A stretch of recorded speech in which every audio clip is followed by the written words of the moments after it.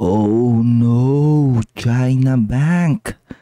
CBC is going down. What is my personal opinion sa nangyayari ngayon sa China Bank? Ang tanong, is this an opportunity? Is this the time to buy? Or this is the time to dump your China Bank shares? Well, ako actually, napag-book profit na ako rito. Nakwento ko na rin sa Patreon ko earlier this year. Kumbaga, kukunti na lang yung natirang position ko rito. Ang tanong, is it the time na pwede na ulit magdagdag? Diba? With this recent downside ng China Bank. So recently gumawa ako ng video, eto China Bank stock surge explained. Should you jump in now? Na dito, pinakita ko sa inyo paano ko sinundan yung fundamentals ng China Bank. And if you want more of this analysis and gusto mong sundan yung magiging personal analysis ko and valuations of China Bank in the coming quarters, check the pinned comment. So sinabi ko doon on that video that I think China Bank is a very strong bank. One of the fastest growing bank in recent years. Feeling ko number 1 si AUB, number 2 si China Bank, and I think number 3 si BDO or BPI. I'm not really sure. Ngayon, nagcrash ang China Bank. Diba, kala ko ba growing company, solid bank. Bakit ganyan? Nagcrash siya. Kasi sa stock market, there's this thing that we call, ano ba yun yung sinasabi ni Warren Buffett? In the short term, the stock market is a voting machine. Pero in the long term, according to Warren Buffett, it's a weighing machine. Na ako, I 100% agree with that statement or logic. Kasi ako, na-experience ko mismo yon, di ba? That kapag bibili ako ng stock, nagkakaroon siya ng sometimes kakaroon siya ng matinding volatility in the short term, di ba? Madalas nga pagkabili ko ng stock, bumabagsak siya kaagad. Pero hindi porket bumagsak siya kaagad, magi-give up ka na on that position. Kasi nga sometimes in the short term, yung mga stock price na kanyan, madaming klase ng factors yung nakaka-apekto.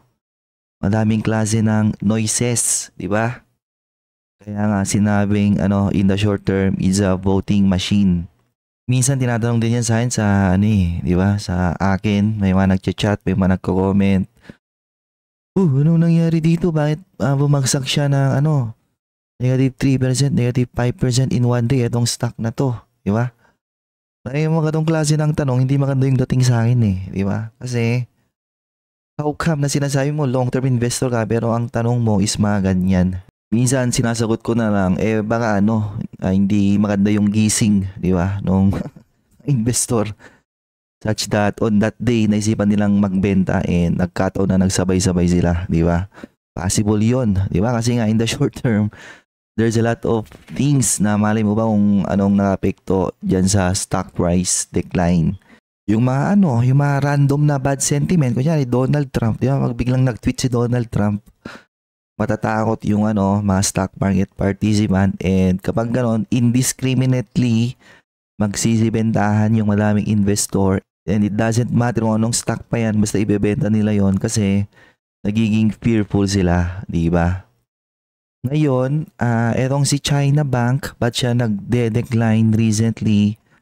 Well, kaya pala siya nagde-decline kasi there's a speculation out there na tatanggalin ulit siya sa main index na na-discuss ko on my previous video, which is eto. Will this leak proposal save the Philippine stock market? And based on that proposal, maaaring matanggal daw ulit ang China Bank sa main index. Kasi pag may speculation na tatanggal nga sa main index, uunahan na yan ng mga investor Kasi pag tinanggal ka sa main index, Ibig lang sabihin nun, kailangan kang ibenta ng mga fund manager, di ba? Kasi yung mga fund manager na yan, nagmamanage sila ng mga mga index fund, di ba? So, pag tinanggal ka sa index, ibig sabihin meron kang 0% allocation. Kumbaga wala ka ng space para maging holding ng mga fund manager na to, kaya ibebenta ka nila, okay? Kumbaga uunahan na nila yung rebalancing. Kaya nagkaroon ng selling pressure yung mga companies na napapabalitang tatanggalin sa main index. Meanwhile, yung mga naman, yung mga napapabalita na idadagdag sa main index, nagkakaroon naman sila ng additional liquidity. Again, uunahan ulit nila yung rebalancing kasi nga pag na-include ka sa main index, magkakaroon ka ng allocation, di ba, on that index fund. Ibig sabihin, magkakaroon ka ng buying pressure on that rebalancing na gagawin, and dahil may buying pressure ka, maring umangat yung stock price mo. Okay? Na pag titignan mo, di ba yung mga binanggit ko kanina ng mga short-term factors or noises, kunyari etong speculation na to, or kunyari si Donald Trump biglang nag-tweet ng bad sentiment sa overall global market. In the short term, do you think those factors will affect the company fundamentals? Paano tumakbo yung business? And because of that, yung mga ganong klase ng disconnection, kakaroon ng selling pressure due to some speculation, blah blah blah, due to some bad sentiment. And yet wala namang nangyayaring pangit sa business, maganda naman yung kanyang growth outlook. Feeling mo continue naman yung momentum ng China Bank, ganon.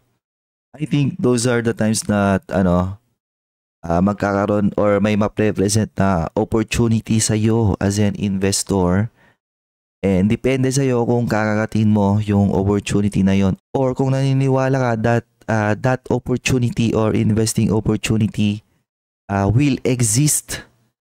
Na kunyari in the case of China Bank, so while yes, karoon siya ngayon ng selling pressure, pero if you look at the trajectory, fundamentals ng business na to, wala namang issue di ba? Nag-grow pa rin siya last year. First quarter, the company is growing.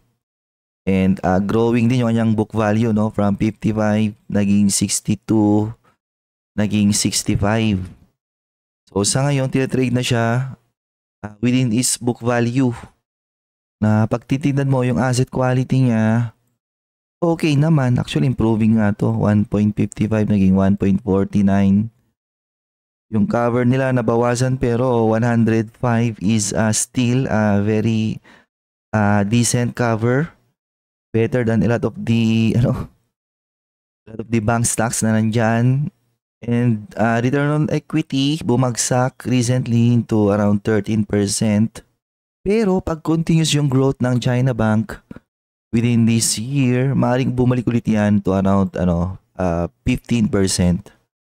Ngayon, going back to my previous question a while ago, maganda bang opportunity si China Bank ngayon?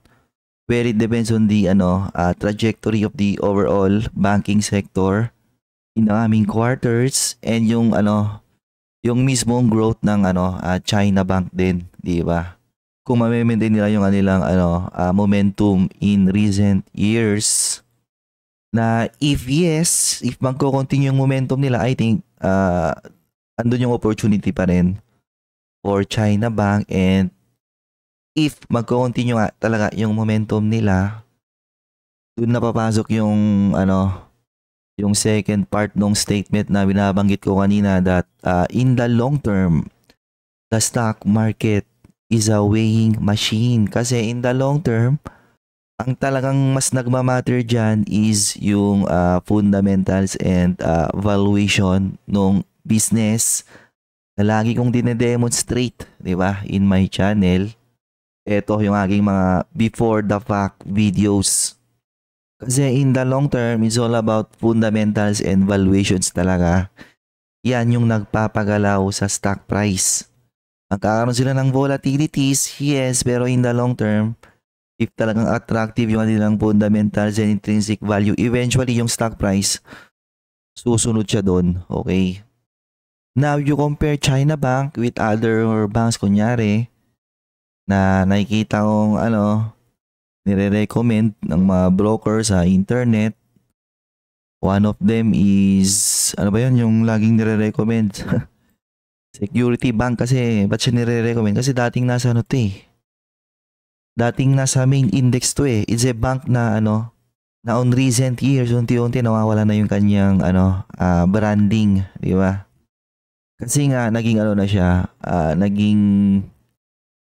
naging weak siya na bangko. Okay. So, kita nyo rito. Gumawa siya ng rally last year pero unsustainable. Diba? Kasi wala naman nagbabago sa fundamentals nito eh.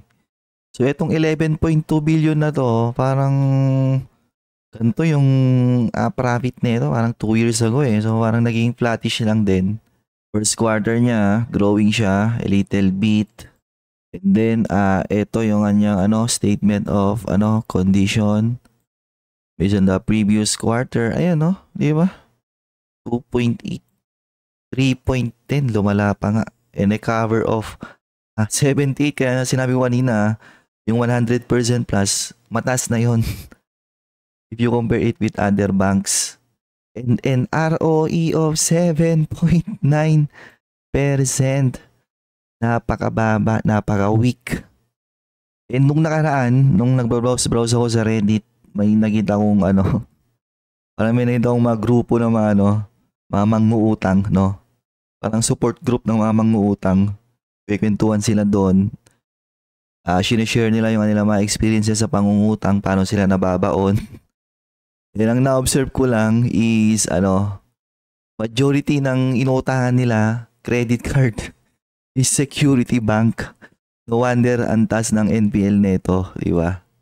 Na yung mga ganong klase ng tao na baon sa utang, di ba? Yung mga mahirap magbayad talaga.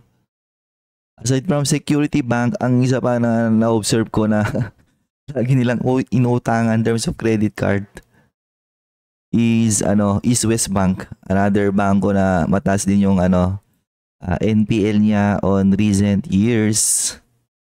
So let's say ibagsak ulit ang China Bank sa mid-cap. Etong Security Bank nasa mid-cap din to. Kung papipiliin ako sa dalawa, di ba? Is it SecB or China Bank? Obviously, pupunta ko kay China Bank, di ba? Kasi it's the more superior bank between the two and mas high quality di hamak yung kanyang asset.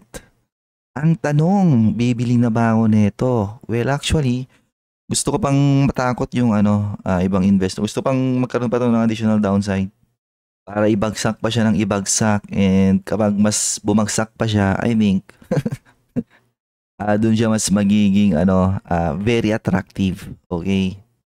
Pag may buying power ulit ako na free up, ganon, baka pwedeng pasugin ulit.